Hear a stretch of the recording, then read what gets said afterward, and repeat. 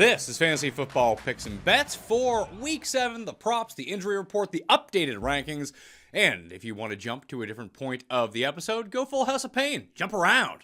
I'm not going to care about that. But you can subscribe to the audio podcast as well on Fantasy Football Picks and Bets. If you want to smash the like button to the episode, sub to Mayo Media Network to get all of the important videos and even unimportant videos that come out across all of the sports. Additionally, use code MMN at PrizePicks.com to get a deposit match of up to $100. Hit the link down in the description. The full injury report will be in the Mayo Media newsletter. That's going to come out later on Saturday evening, so make sure that you are subbed completely free. Also down in the description right now, as is the link to runthesims.com/Mayo. 10% off at Run the Sims. You're probably going to want to jump on that. Let's jump over to PrizePicks right now and find out our plays of the week. If we do go over to runthesims.com, you can see love Zach Wilson overs, which I don't personally, and Jacoby Brissett over pass completions. That I actually can see. So the one that I want to go with off the hop is actually going to be passing yards. Dak Prescott coming back from a thumb injury against a bad defense. How doesn't he blow up in the spot? No. Thumb injury, a team you can run the ball on at will. We saw the efficiency without Dak Prescott. As long as Kellen Moore doesn't change his offensive game plan and Michael Gallup doesn't break a big one off of a juke or Pollard takes one out of the backfield on a pass, I love the less than 259.5 passing yards for Dak Prescott in this game. So that is going to be the main piece that I'm going with right now. You can go pass completions less than as well if that's what you really want to do. You can go less than 22.5. I believe the pass attempts is 35. I really like that number as well. If that's the way that you're 34 now, it was 35. It's down to 34. That's a way that you can most definitely play this one. And then if you wanted to, this is just a pure gut play. And I mean, the projections also love this as well, so I wouldn't go crazy on this. And we do at Run the Sims. We'll look at this in a minute. Have Dak Prescott projected for around 220 yards. That's almost a 40-yard difference between the two of those. The other one that I'm going to go to is Nick Chubb in his game against the Ravens. The Ravens' run defense, wildly overrated. Chubb coming off the worst game of his season so far, but the guy's averaging over 100 yards per game, and it's down to 72.5. Look, he might not go over this number. Obviously, nothing is set in stone. Guy could get injured. He could have another really horrible game. All completely plausible in that regard. The biggest thing here is like the projections have him around 100 yards. This just very much reminds me of Week 3 Tennessee against Indy, when for the first time in like 3 years, Derrick Henry's number dropped from like the high 80s to the low 70s. Nick Chubb every single week this year, outside of Week 1 when he absolutely smashed his low number, has been in the mid 80s to low 90s in rushing yards. And yeah, they are dogs against the Baltimore Ravens, sure, but if they're going to have any chance in this game to keep it close, that's staying within a one-score game. It's not like the Ravens are favored by 25 in the game and like, oh my God, how could the Browns ever throw? I actually like a lot of the Browns overs in the receiving game as well. I think there's a lot of points scored in this contest, but more than 72.5 rushing yards for Nick Chubb is going to be my other play. 100 pays 300. You can use that promo code MMN, get the free 100 if you deposit 100. You can see what I played as my 5 play every Friday on PrizePicks between, I believe it's 3 and 6 Eastern time. They up the payouts on the 5 play from 10x to 15x. So you get 50% more of your money in a payout if you do it during that time frame. So I have Dak, less than 34 pass attempts. Heineke, less than 32 pass attempts. Hayden Hurst, more than 6 fantasy points. Dameon Pierce, more than 67.5 rushing yards. And I did correlate Ezekiel Elliott more than 15.5 rush attempts with the Dak less than 34. You have to think, like, especially if as a 7-point favorite, that they win this game, it's just going to be a lot of running, very effective running on the ground, shorten the game, make sure that Dak doesn't do anything crazy, ease him back in with that thumb injury. And, I got another one in here, too. Let's see. Brissett, more than 30.5 pass attempts. Dak, fewer than 34 pass attempts. Zeke, more than 15.5. Hayden Hurst, more than 6. So I'm playing a few throughout the course of the week. Might add some more. My single favorite one of the week, crazily enough, is actually Kenny Pickett, less rushing yards. Unfortunately, that's not on PrizePicks. That's just a prop that exists out in at DraftKings Sportsbook. So I've bet that one hard this week. It's at 13.5 rushing yards. Kenny Pickett in the Sunday Night Football game. It might get added after maybe on Sunday morning on PrizePicks or as the Sunday Nighter gets closer, but you have to think 13.5 rushing yards is only there because it's propped up by his performance against the Jets when he came in at halftime and he scored the 2 rushing touchdowns. He doesn't really run at all, and he's coming off a concussion, so you know he doesn't want to take any hits. And if he does take a hit and he gets up even slightly wobbly on a Sunday Night Football game, guess what he's not doing? Coming back in the game.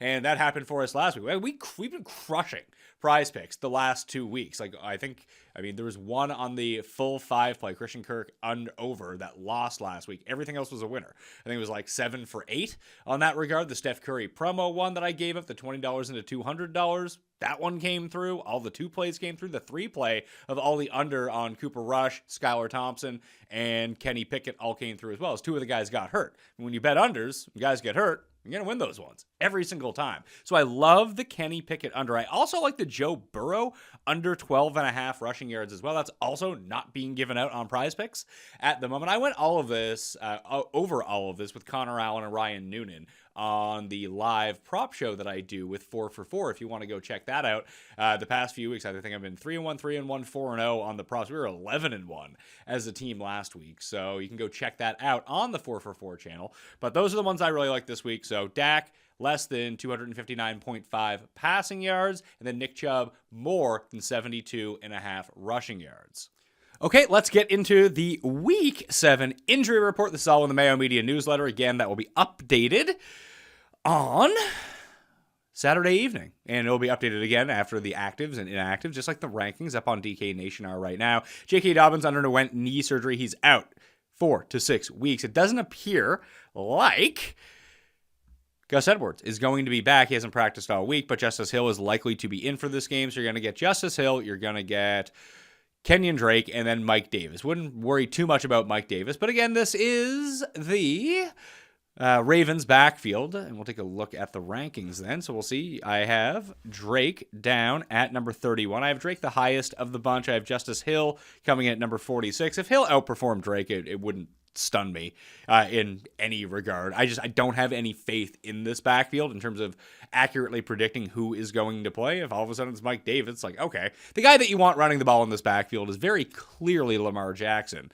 And just because Kenyon Drake was able to do it against the Giants a week ago does not guarantee him any sort of role this week against the Browns. Although it is a very good matchup, it might just be a passing game situation that we can get into.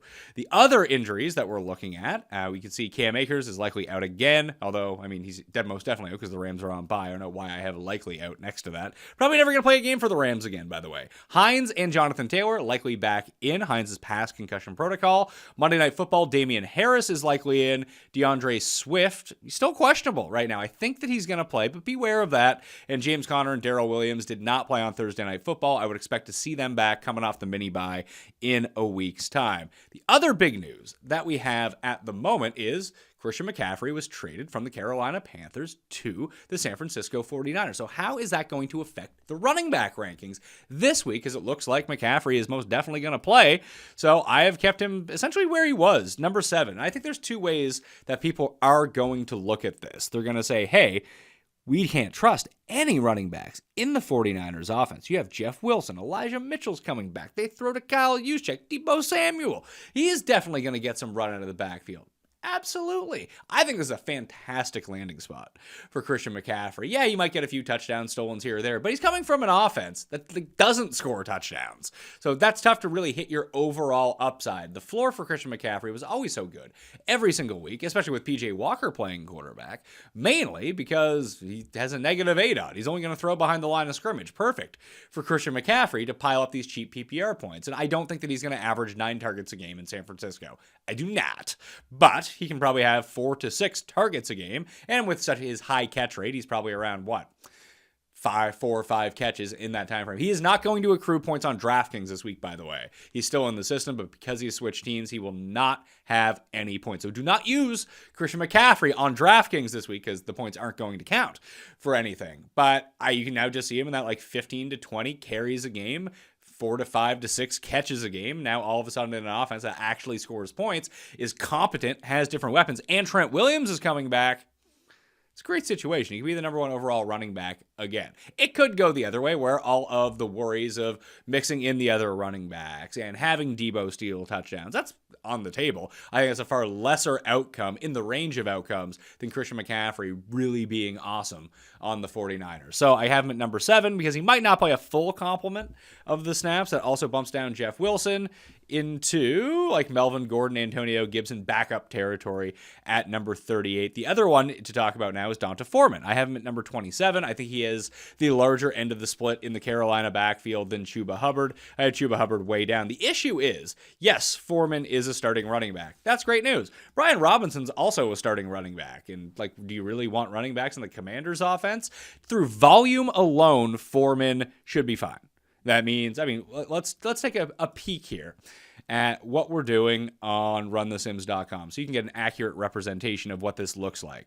So we are going to go to the main slate and just take a look at some of these teams and see how we actually have it factored out. You have Carolina, a 13-point underdog at home against Tampa Bay. It's not a great spot for a lot of carries on the ground. So how do we have it out right now? So you can see that Justin, when he put in his inputs, he actually has Chuba Hubbard leading the backfield over Donta Foreman, 45% to 36% with PJ Walker carrying the ball, another 13%. I disagree with that. Now, he does have 3 times as much receiving game work for Hubbard over Foreman. Now, that can most definitely be true. I mean, Hubbard leaving the backfield could be true as well.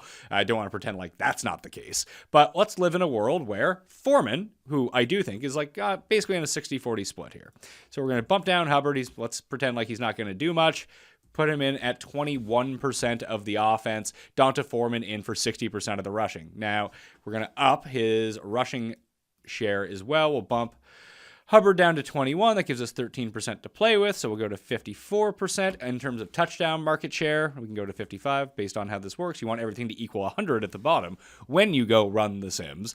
And we'll make this a bit more flat. We'll go 6 and 7 just because Foreman's going to be on the field a bunch, so we might as well crank them up a little bit. We'll even go 8 for Hubbard, and we'll go 10% for Donta Foreman, just because we know that the ADOT, again, is very low for PJ Walker. He is starting in this game, so just being on the field more. If you project Donta Foreman to have more of a just be on the field for 60% of the snaps and Hubbard only for 40%, around where I have them projected at in my personal rankings going through all of this, then that's probably more of the split that you're going to see. In pure passing down situations, you might see Chuba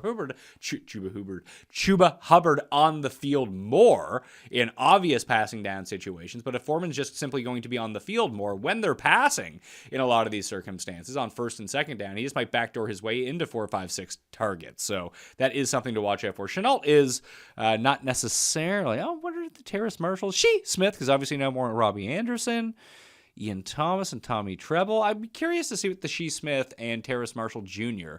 receiving props are, because they could just backdoor their way into some pretty easy ones. So let's just take a look at this and see what it looks like. We'll run the Sims, simulate the slate 10,000 times, come up with the projections for everything and how that affects both our DraftKings lineups and the overall projections. 10,000 times, just simulated like that. Josh Jacobs, he's a good play this week if you didn't know. Projections. So now for Donta Foreman, what are we looking at here? With how I have it in, it gives him 12.5 carries for 60.5 yards, 0.2 of a touchdown. But now he gets bumped up a little bit in the receiving game, 2 catches for 18 yards. That gives him 12 overall points on the slate. You can see right there, 12. 12.0. That gives him the same as Clyde Edwards-Helaire in this projection. Now, obviously, when you run your range of outcomes, the outcome for Clyde Edwards-Helaire is much higher just based on the offense that he plays in, but he also now has more competition in that backfield as well, and he has to score those touchdowns or all of a sudden he's not really doing the work that you want him to do in your fantasy lineup. So I thought that was just very interesting to go through. You can always go through and amend these any way you want to. You can see the top 5 plays of the week in terms of pure raw points: Eckler, Jacobs, Fournette, Barkley, and Mixon. Then you're into your Breece Hall, Derrick Henry. We talked about the Nick Chubb prop earlier. You can see I haven't projected at 91 yards rushing. The prop on PrizePicks is 72.5. So I really like that number. Once again, I think that we've overshot a little bit on Aaron Jones. Aaron Jones is going to come back to kill us one of these weeks, and hopefully this doesn't end up being the week. And as I mentioned with Tambo on the DraftKings show, I really like ETN this week in terms of a nice pivot play off of Kenneth Walker, who's right next to him. You can see the projected ownerships here,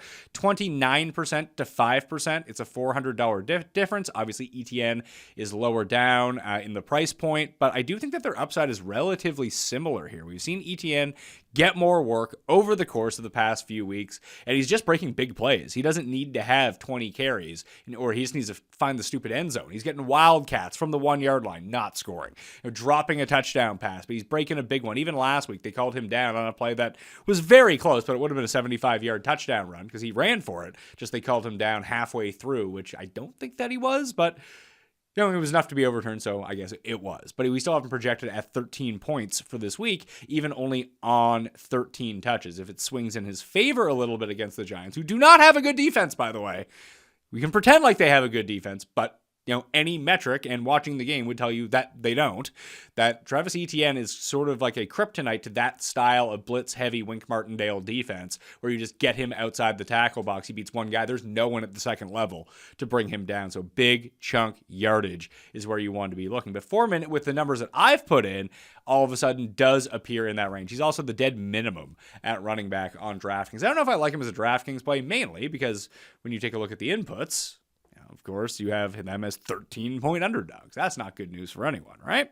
So that's what we're doing at running back this week. Take a look at the wide receivers. You can see Michael Thomas and Jarvis Landry, both DNP this week. That's not good. Hopefully they can be back coming off the mini bye. We'll see with Michael Thomas. He's almost I think he's missed 4 weeks now.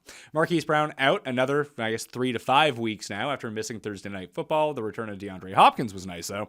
Elijah Moore out due to personal reasons for the Jets. Julio Jones, Josh Palmer, Jamal Agnew, DJ Chark, Kadarius Toney, Kenny Golladay, Christian Watson, all out officially for week number 7. Randall Cobb placed on IR. Obviously, he's not playing from the injured reserve, so he's out as well. Jalen Waddle, Keenan Allen, Rashad Bateman, Sammy Watkins returning from injured reserve for the Packers. Tyler Lockett, Marvin Jones, and Josh Reynolds all likely to play. Not official that they're in yet, but they are likely leaning that way based on their practice reports. Keenan Allen would be the one I'd watch the most out for because he said he doesn't want to play this week, go on bye week to get himself 100% healthy, but it seems like they might be rushing him back. Jahan Dotson, Nelson Aguilar, and Kendrick Bourne, still questionable tags on them. Bourne and Aguilar playing on Monday Night Football, and it does seem like Mac Jones is going to return in that game. Dotson should be in a decent spot if he can return because Dynami Brown is out for that game, and Tyler Heineke is obviously starting. And then you also have Heineke is starting, Brown out. Logan Thomas is also out in that game, as you're going to see in the tight end injury report. Troutman missed Thursday night. That's why Juwan Johnson went off. He got to play like every snap. Darren Waller is out. Foster Moreau is in for the Las Vegas Raiders. Same as Darren Waller, Foster Moreau. Hunter Renfrow may or may not play too. Mac Hollins may or may not play. He's still kind of a game time decision. Both those guys should play. That's why I did not include them at the moment, but they are somewhat iffy. Just bringing that to your attention. Parham is out. Gerald Everett moved up in the tight end rankings to inside the top 13. Logan Thomas is out. Don't have a ton of interest in John Bates, but maybe as a prop play going forward. Cameron Brate is out. Cade Otton appears inside the top 10 at tight end this week. Dalton Schultz and Pat Freiermuth both going to play. I like some Schultz overs in that game, although I like the Dak underpassing. I believe his over underpassing or receiving prop this week is around 31.5. Seems really low for someone who's excelled in bunches while Dak Prescott has been the quarterback. Quarterbacks, Mr. Unlimited, Russell Wilson, he's out. Brett Rippon is starting for the Broncos. It's a lateral move at this point because, Russell Wilson, he's probably better than Brett Rippon, but injured with a lat and hamstring and how he's been playing, Russell Wilson isn't. He's just really bad. So there we are. Brett Rippon. So I didn't adjust any of the Broncos receivers one way or another. Let's keep them the same. Kenny Pickett has a concussion. It looks like he'll play on Sunday Night Football. I still like his under rushing prop. Tua in the same game should be in. PJ Walker. Peach starting for the Carolina Panthers. Mac Jones is likely to start on Monday night. It looks like he's going to be active. He's practicing in full, just like Damian Harris is. For the Patriots. Damian Harris is going to play as well. We can take a look at the actually running back rankings for him, because I kind of glossed over it. I have Damian Harris at number 28, drop Ramondre down from number 8 to 17. I still think Ramondre gets the higher end of the split, but as we've seen in the past, that Damian Harris is the one who ends up with a lot of the goal line work. Maybe the torch has been passed. We don't know that, so we'll have to see how the split goes. Should be a very good opportunity for both of them to be somewhat playable against the Bears, though. Carson Wentz has been placed on injured reserve, so there's Heineke. That's why he's starting. If Heineke sucks, we'll see Sam Howell sooner rather than later. Wentz is actually eligible to come off injured reserve mid-November against the Colts. If you were wondering, Baker Mayfield out once again this week. Sub to the newsletter. It comes out Saturday. It comes out Sunday evening, Tuesday evening, and Saturday, like around dinner time, to get you updated throughout the course of the week, and that will get updated again even if you just go to the Mayo Substack, click on the link, and then you can just go read it for free if you want, if you don't want to sub. But it's easier when you sub because it gets sent to you right away. It's easy stuff, all right? Check out all the other shows on Mayo Media Network. John Legazia has his full DFS preview up for Week 7. Tambo and I talked through the entire DraftKings slate. Obviously, the best bets, the spread picks, it's all up there. And sub to runthesims.com/Mayo to get your 10% off. All the rankings are down in the description as well. All now completely updated if you want to check them out. All right? I'm Pat Mayo. Thank you all for watching. I'll see you next time.